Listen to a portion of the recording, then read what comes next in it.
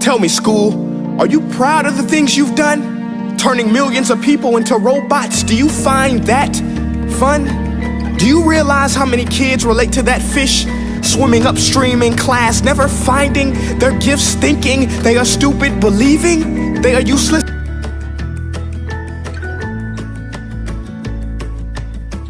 There's no need even to have a college degree at all, or even high school. I mean, if somebody graduated from a great university, that may be an indication that they will be capable of great things, but it's not necessarily the case. You know, if you look at, say, people like Bill Gates or Larry Ellison, Steve Jobs, these guys didn't graduate from college. But if you had a chance to hire them, of course, that would be a good idea. A man by the name of Mark Twain once said, "I never let my schooling interfere with my education." It is said that a child educated only in school is an uneducated child. What does that mean? It means that true education is not merely learned through a textbook. And the way to prove that one understands something is not merely through a test.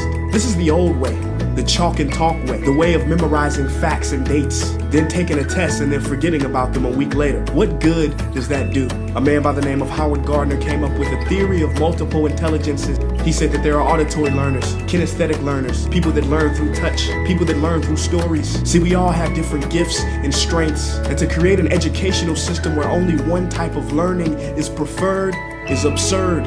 Not only unfair, but it sacrifices the God-given abilities of students and the good of the world. The best advice I could give a student is figure out how you learn. Just because you fail a test doesn't mean you're slow. Just because you're having a hard time understanding something doesn't mean it's impossible. Because there are no bad students, only inflexible teachers. Yeah, I went there. In the 3rd grade, my teacher, Mrs. Williams, wanted to hold me back. She said I was slow. And they are not gonna like me saying this, but when I was growing up, my parents thought that I had mental disabilities. No, I just wasn't understanding in the way that they were teaching. A few years ago, I graduated magna cum laude, honors with my degree in anthropology. The same man who took us to the moon, Warner von Braun, failed math class twice. See, nobody is slow, but the secret is you must figure out how you learn and learn everything you can about what you love. And I promise life. Happy kid, but I hated school. Like on a different planet. I was getting D's and F's, and the world was telling me I was a loser. My teachers were telling me a loser.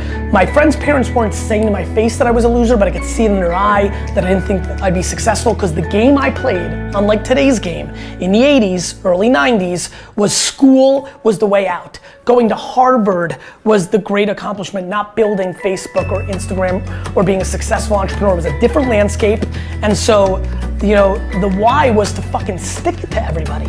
Like I used to sit there as a 13, 14, 15, 16-year-old and look at my class and my teachers and I'm like, I'm gonna show you. I'm gonna show all of you.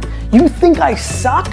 I'm gonna be the biggest, best person on earth. I think having the flexibility to explore a lot of different things, which you can do when you're in college, which is one of the amazing things about being in college, is you can work on all these hobbies and code a lot of stuff and try a lot of different things. It's this amazing flexibility that I think most people take for granted. And once you decide, okay, I'm gonna start a company and I'm gonna do it with someone else, you immediately now need to convince someone else if you wanna change your mind on something. And I think people really undervalue the option value and flexibility. I think explore what you wanna do before committing is really like the key thing, and keep yourself flexible. And no, I think that's. Yeah, I agree. A students work for the B students. The C students run the businesses, and the D students dedicate the building. On earth, not a university or college that exists that is even remotely equipped to educate you properly in the world we live in today. I graduated high school in 1988, got my college degree in 1993. And that college degree in 93 did not mean as much. It was not a ticket, it was not a voucher, it was not a free pass go to anything. So I asked the question, what does your college degree mean? It means you got an education. It means you have more knowledge in a specific subject, vocation. It means you may have more expertise in what your degree is in.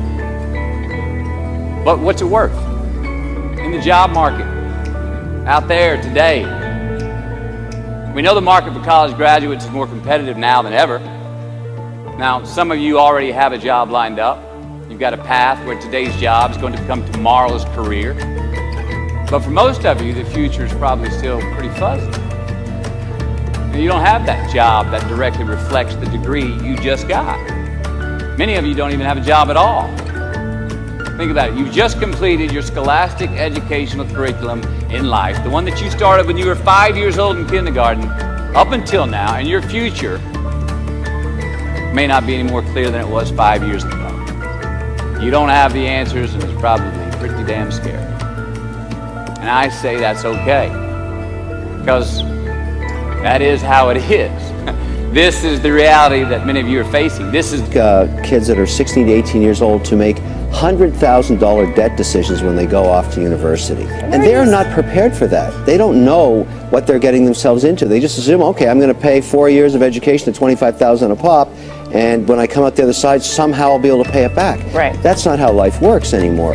I genuinely believe in marketing. There's not a school right now teaching anything that's right. They're just not. How many of you are in marketing classes? What does it look like? Right. So like... You or you failed school? School failed me. School's failing entrepreneurs every single day. Because? Because it's not built for entrepreneurship. It's built for workers. You know, if you're being taught to play within the lines, and there's nothing being taught that maps to the entrepreneurial.